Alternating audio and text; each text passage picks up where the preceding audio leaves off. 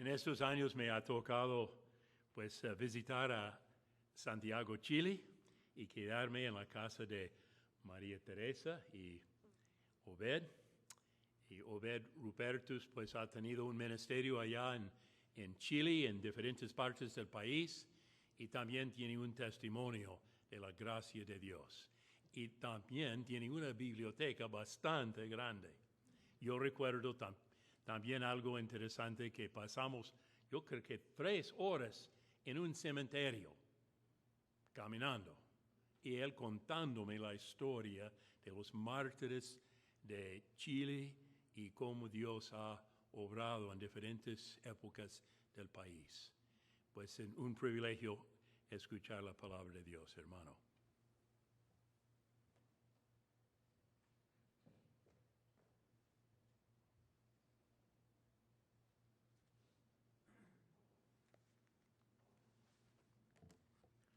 Muchas gracias, pastor. Para mí es un privilegio y una gran responsabilidad compartir la palabra del Señor. Yo sé que nuestro hermano ha orado, pero permítame dirigirme una vez más al Señor. Buen Dios y Padre Celestial, derrama de tu gracia en esta hora y habla en nuestros corazones. Rogamos tu bendita asistencia por Jesucristo nuestro Señor. Amén. La gloria de Dios y la gran comisión. No es posible amar lo que desconocemos. Cuando conocemos algo que nos atrae, queremos conocer más. Quienes estamos casados sabemos de qué estamos hablando. Conocimos a nuestro cónyuge, no sabíamos que era nuestro cónyuge, pero lo conocimos, nos agradó y quisimos conocerlos más. Así también pasó con Moisés. Él comenzó a conocer a Dios cuando Dios se le reveló en la zarza ardiente. Y cada vez quiso conocerlo más porque descubrió cuán ignorante era de este Dios que se le había aparecido. Así llega el momento determinante en que, movido por el amor a Él, es el que intercede por este pueblo idólatra. Dios le promete su presencia. Y Moisés, en esta relación de amor, quiere conocer más. Y él implora y dice: Señor, te ruego, muéstrame tu gloria. ¿Quién es este Dios que me salvó de la muerte, que preservó a mi pueblo, que nos sacó de la esclavitud, que abrió el mar rojo, que eliminó al ejército del enemigo, que endulzó las aguas amargas y que sació la sed de un pueblo en el desierto y que los alimentó a diario durante 40 años? ¿Quién es este Dios? ¿Quién es este Dios? Oh Señor, muéstrame tu gloria. Quiero conocerte para darte a conocer. Dios condescendió al deseo de su siervo. Éxodo 34 nos dice que el Señor descendió proclamando el nombre de Jehová. Él quiso darse a conocer aún más. Esa es su prerrogativa. ¿Cómo quiso Dios revelarse? ¿Cómo quiere Él ser conocido? Éxodo 34, versículos 6 y 7 nos dice: y pasando Jehová por delante de él, de Moisés, proclamó: Jehová, Jehová, fuerte, misericordioso y piadoso, tardo para la ira y grande en misericordia y verdad, que guarda misericordia a millares, que perdona la iniquidad, la rebelión y el pecado, y que de ningún modo tendrá por inocente al malvado. Este texto de las Escrituras es esencial para comprender quién es nuestro Señor. Cuando pensamos en la gloria de Dios, no es infrecuente que pensemos en su majestad, en su esplendor, en su poder y dominio. O al ver a su pueblo adorando, pensamos que esa es una manifestación de su gloria. Bueno, todas estas cosas pueden ser el resultado de ver la gloria de Dios.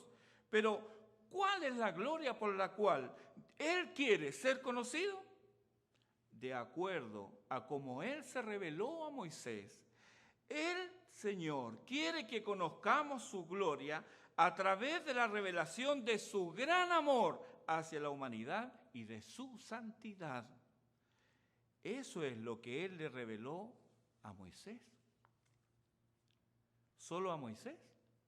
No. Este es el testimonio de las Escrituras para nosotros. Por ejemplo, Miqueas 7:14 dice: ¿qué Dios como tú, que perdona la maldad y olvida el pecado del remanente de su heredad, no retuvo para siempre su enojo, porque se deleita en misericordia? Ambos conceptos están aquí: el amor de Dios y la santidad de Dios. Juan 1:14: y aquel verbo fue hecho carne y habitó entre nosotros. Y dice Juan: y vimos su gloria, gloria como del unigénito del Padre, lleno de gracia y de verdad. ¿Por qué necesitamos que Dios nos revele su gloria? Porque, como Habacuc, vivimos en tiempos difíciles. Habacuc también vivió en días en que la lista de 2 Timoteo capítulo 3 era real para su entorno. Si no la recuerda, yo se la voy a leer rápido. Mire esta lista. Pablo a Timoteo: también debes saber esto, que en los postreros días vendrán tiempos peligrosos, porque habrá hombres, y aquí está la lista: amadores de sí mismos, avaros, vanagloriosos, soberbios, blasfemos, desobedientes a los padres, ingratos, impíos, sin afecto natural, implacables, calumniadores, intemperantes, crueles, aborrecedores de lo bueno, traidores, impetuosos, infatuados, amadores de los deleites más que de Dios, que tendrán apariencia de piedad, pero negarán la eficacia de ella. ¡Qué lista! Eran los días de Habacuc y son nuestros días también. Pero en el panorama interno de Israel, el pueblo de Dios se iba corrompiendo más y más.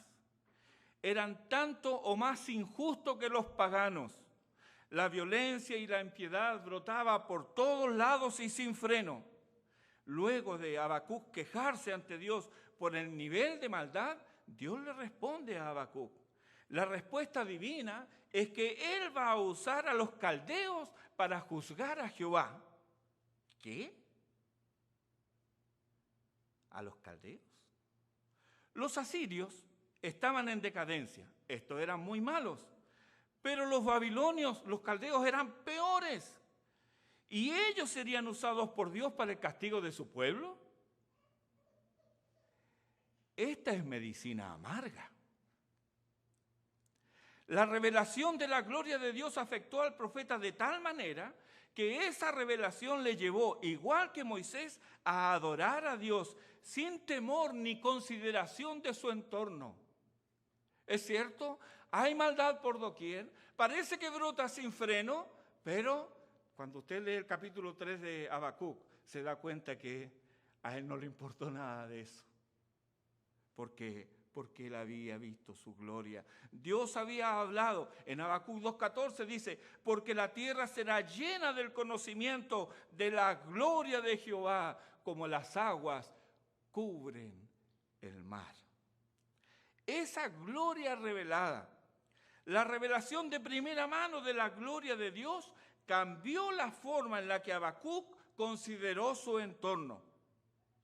Sí, hay maldad y habrá juicio, pero hay un Dios que perdona a cuantos vienen a Él arrepentidos. Amós en su tiempo reprendió la religiosidad vacía, llamando al arrepentimiento. Él decía, buscad a Jehová y vivid. Esa era su prédica constante. Miqueas le habló al liderazgo corrupto y llamó a los hipócritas al arrepentimiento, porque sabía que el Dios al que servía perdonaba al que iba a él, y así lo reconoce. Él dice, ¿qué Dios como tú que perdona la maldad? Los profetas percibieron la gloria de Dios y fueron afectados por ella, y eso afectó también su mensaje. ¿Solo a ellos? No.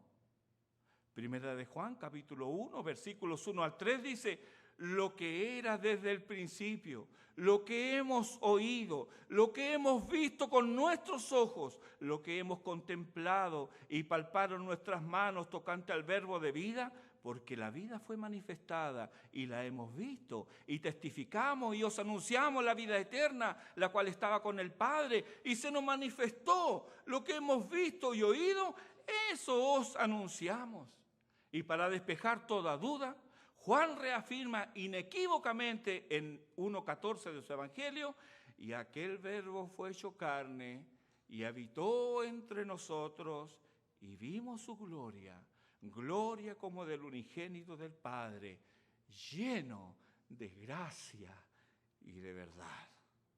Nosotros, dice Juan, vimos su gloria, lleno de gracia y de verdad. La revelación de la gloria de Dios afecta poderosamente a aquellos que la reciben y no pueden ignorar quién es Dios ni cuáles son sus mandatos. Estos que han sido afectados, que han sido cambiados por la gloria de Dios, oyeron entre otros textos Juan 3:16, porque de tal manera amó Dios al mundo, que dio a su Hijo unigénito para que todo aquel que en él cree no se pierda, mas tenga vida eterna. Estos oyeron también Juan 10:16. También tengo otras ovejas que no son de este redil. Aquellas también debo traer y oirán mi voz y habrá un rebaño y un pastor. ¿Qué vieron ellos? ¿Cómo se evidenció la gloria del Señor a sus ojos? Ellos vieron a Jesús resucitado. Por eso no podían callar. Además, recordaban el momento solemne en que recibieron el mandato divino para continuar haciendo efectivo el deseo de Dios de alcanzar a los perdidos. Ellos oyeron a Jesús resucitado decir, toda potestad, todo dominio, todo mandato, todo poder me ha sido dado en el cielo y en la tierra. Y lo creyeron. Lo creyeron. No hay mayor poder o que se pueda resistir al poder de Jesucristo, al poder del Evangelio. Y toda le había sido dada. Y habiendo sido comisionados por Él para proclamar el Evangelio, no importa dónde, Él está allí y obra. Por tanto, id. Hay quienes ignoran, hay quienes no conocen, por eso no le aman, no le reverencian ni le temen. Hay que ir. El profeta, luego de tener un vislumbre de la gloria de Dios, oye el interrogante divino, ¿a quién enviaré? ¿Quién irá por nosotros? Y seguidamente él responde, heme aquí, envíame a mí. Pero fue después de ver la gloria de Dios. Isaías vio su gloria, la gloria de Cristo, dice Juan, después que murió su amado rey, el rey Usías. Y pudo oír recién después de ser limpiado y perdonado. Hermanos, ¿será que no obedecemos el mandato porque alguien o algo ocupa el lugar de Dios en nuestras vidas? ¿Será que no oímos por falta de limpieza? A veces nos desanimamos en nuestras iglesias porque no encontramos quien nos acompañe. Porque Nos sentimos en esos casos solos. Tratamos de impulsar, de animar. Sin embargo, allí se quedan inmóviles cual esposa de Lot, extrañando lo que han dejado atrás. ¿Le ha pasado eso? Esta es una tarea inútil. Jamás irán en tanto no tengan un vislumbre de la gloria de Dios, de su amor y de su santidad. Ellos no pueden ir porque están muertos. No pueden ir porque están muertos, porque no han visto, porque no han oído. Lo que hemos visto con nuestros ojos, lo que hemos palpado con nuestras manos respecto al Señor de la vida, eso es lo que nosotros hablamos. Y si no hablamos es porque no hemos visto ni hemos oído. No saben, son ignorantes del amor y la santidad de Dios. Por lo tanto, nos dice Pablo a los romanos, están destituidos de la gloria de Dios. Antes que ellos respondan, debemos ir a ellos. Y a veces estos no están en el otro extremo del mundo. A veces están sentados en la segunda fila en la iglesia escuchándonos.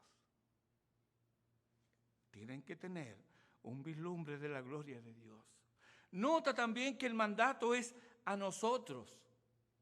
Id. No le dice a los extraviados, venid. Ellos no saben. Ellos están extraviados, ellos están perdidos. No puedes esperar a que ellos vengan a la iglesia. Tú debes ir a ellos. Dijo Jesús en Juan 20, 21, como me envió el Padre, así también yo os envío.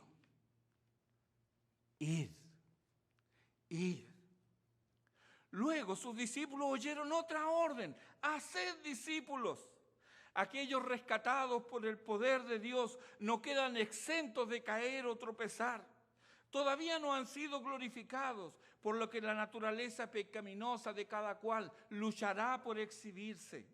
Al mandato de hacer discípulos, este mandato nos recuerda también que nosotros somos discípulos, no maestros.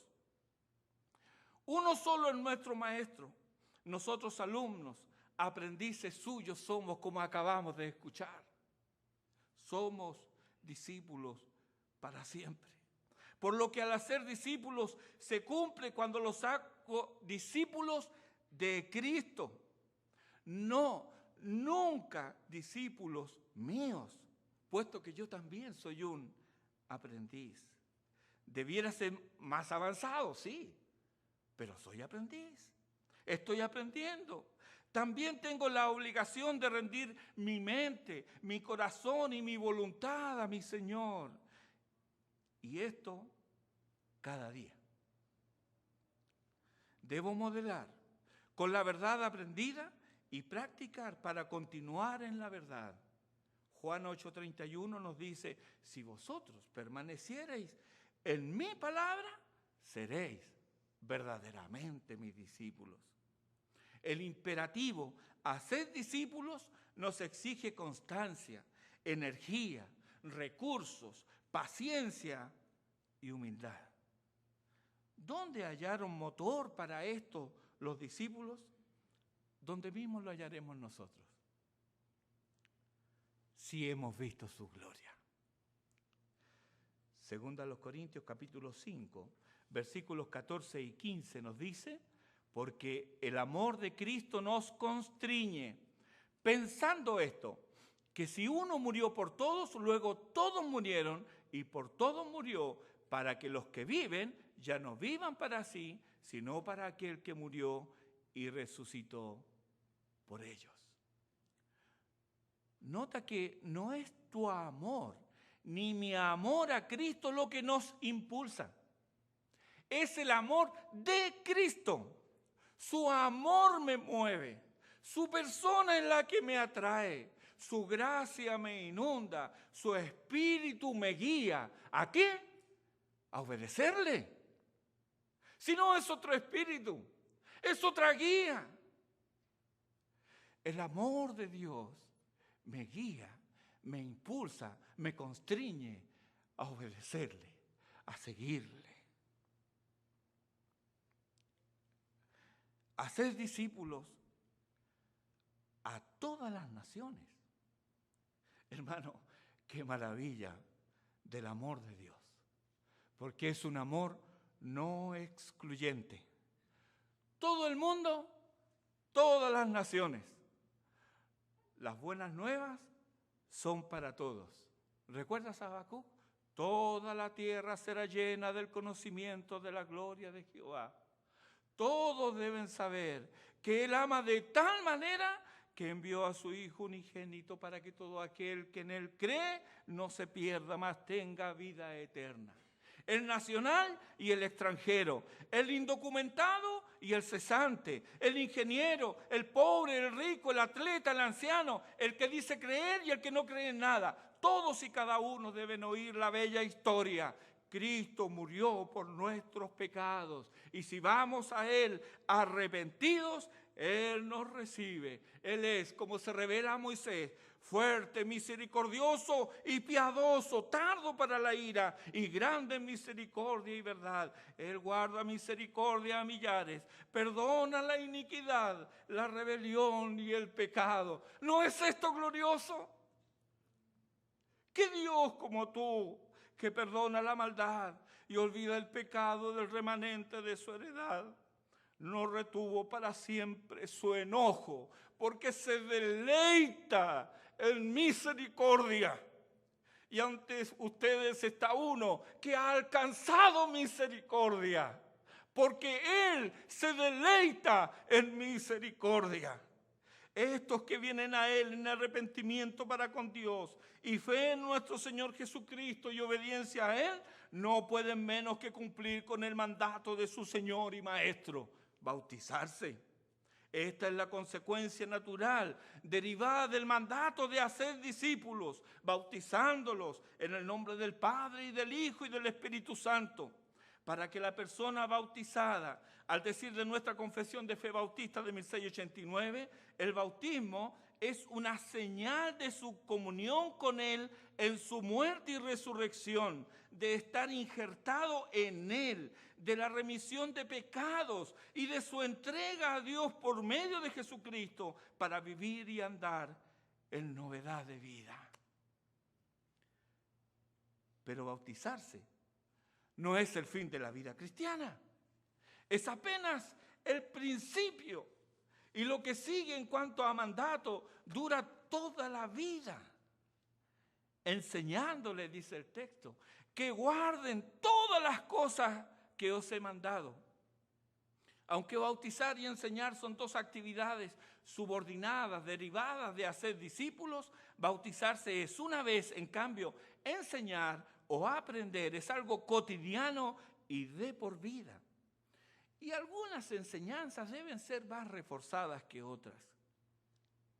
Todos somos pecadores, pero nuestras inclinaciones pecaminosas son particulares a cada cual. Todos somos pecadores, claro que sí, pero no es lo mismo nacer en un hogar cristiano temeroso de Dios que en un hogar cristiano nominal. No es lo mismo. No es lo mismo ser criado en un lugar con carencias económicas evidentes, a crecer en un ambiente de holgura. No es lo mismo nacer en un país con cultura bíblica a ser criado en un país ateo o en un país religioso. No es lo mismo. Las inclinaciones pecaminosas son fuertemente arraigadas cuando reciben estimulación externa. Nuestros pueblos, Latinoamérica, sufre del flagelo de la corrupción. No solamente nuestros pueblos, pero nosotros parece que somos top 10 en el mundo. Para que exista corrupción, debe haber engaño y debe haber robo. Ahora, ¿es casualidad que en nuestro trasfondo religioso mayoritario la mentira y el robo sean considerados pecados veniales? Estos pecados y prácticas que están en la base de la corrupción son remediados ¿cómo? Por medio de la penitencia. ¿Robaste? ¿Mentiste? Bueno, no es un pecado mortal, es un pecado venial. Entonces haz penitencia, 3 Padres Nuestros, 2 Ave María y un Gloria y estamos al otro lado. Se me acercó uno de los jóvenes venezolanos que yo les había hablado, después de explicarle algunas cosas respecto del arrepentimiento en la escuela dominical, y me dice, quiero hacerle una pregunta. Yo cuando me iba a confesar con el Padre, después yo decía unas oraciones, entonces yo nunca me arrepentí. No, nunca te has arrepentido. Pero ¿cómo si yo hacía lo que el Padre me decía? Pero tú tienes aversión por el pecado. Tú te diste cuenta que ofendiste a Dios y ofendiste al prójimo, hiciste restitución. No, es que no me decían eso. Bueno, entonces, tú no sabes lo que es el arrepentimiento. Y se quedó tan perplejo que yo creo que no escuchó nada del sermón ese día. Él estaba sentado y estaba su mente en otro lado. No saben. Ignoran.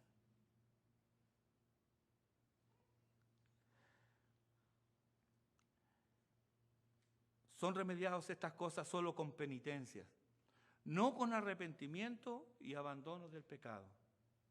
Esto es un solo ejemplo y cada cual podrá sacar más de su entorno, porque esto es solo un ejemplo.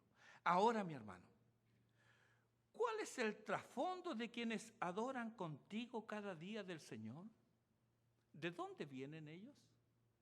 ¿De dónde venimos nosotros? Porque no nos vamos a hacer a un lado.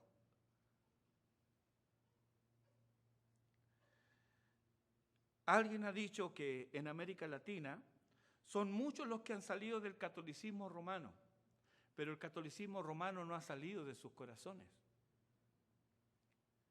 Tampoco ha salido de sus mentes. Eso explica que para muchos creyentes fervorosos y celosos de la fe una vez dada a los santos, ellos no tengan problema, no tengan reparos en mentir, en propagar calumnias o en quedarse con lo que no les corresponde. Y se dicen creyentes. Y uno dice, pero ¿y cómo?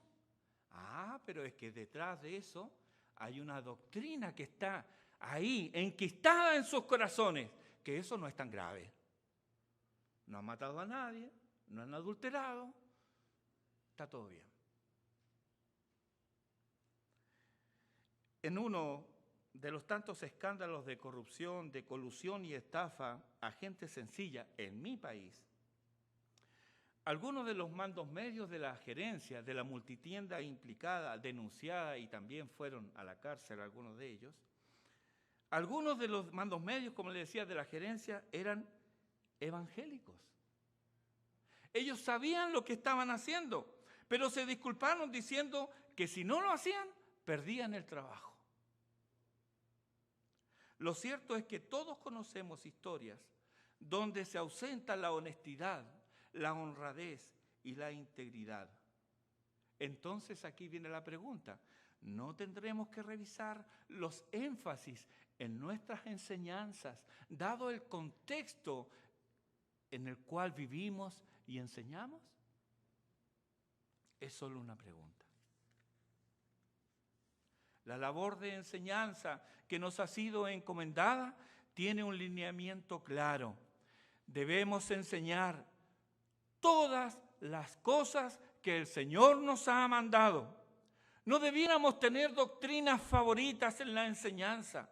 Como Pablo debemos ser capaces de decir, nada que fuese útil he rehuido de anunciaros y enseñaros públicamente y por las casas, porque no he rehuido de anunciaros todo el consejo de Dios.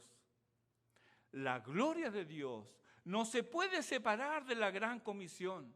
Nuestro Dios es glorioso y así debemos darlo a conocer, pero para ellos debemos impregnarnos de su gloria y darlo a conocer como Él se complace en hacerlo. Dios es amor, su naturaleza es bondad y tierna misericordia, pero jamás apartemos o divorciemos su amor de su santidad, su bondad de su justicia o su tierna misericordia de su juicio. En mi país se habla de que casi un 30% de evangélicos Un poco más de 5 millones de supuestos creyentes es lo que hay ahora. Pero pasa algo extraño. Nuestra nación no mejora, empeora cada día en muchos aspectos. Cada vez está más lejos de Dios y los creyentes, y esto es lo más triste, casi no se distinguen de los incrédulos. Alguien aquí ha cometido la gran omisión. Han omitido algo que Dios ha mandado, por lo que hay muchos engañados a quienes no les ha resplandecido la luz del Evangelio de la gloria de Cristo, el cual es la imagen de Dios. Si se hubiera cumplido con la gran comisión, las palabras de Pablo en 2 Corintios 4:6 tendrían un cumplimiento certero en mi nación. Dice Pablo allí, porque Dios, que mandó que de las tinieblas resplandeciese la luz, es el que resplandeció en nuestros corazones para iluminación del conocimiento de la gloria de Dios en la faz de Jesucristo. Hay trabajo por hacer. ¿Has visto? ¿Has oído? ¿Tu vida ha sido iluminada con el conocimiento de la gloria de Dios de la faz de Jesucristo? Entonces, compártelo. Porque de Él, y por Él, y para Él, son todas las cosas. A Él sea la gloria por los siglos. Amén. Oremos.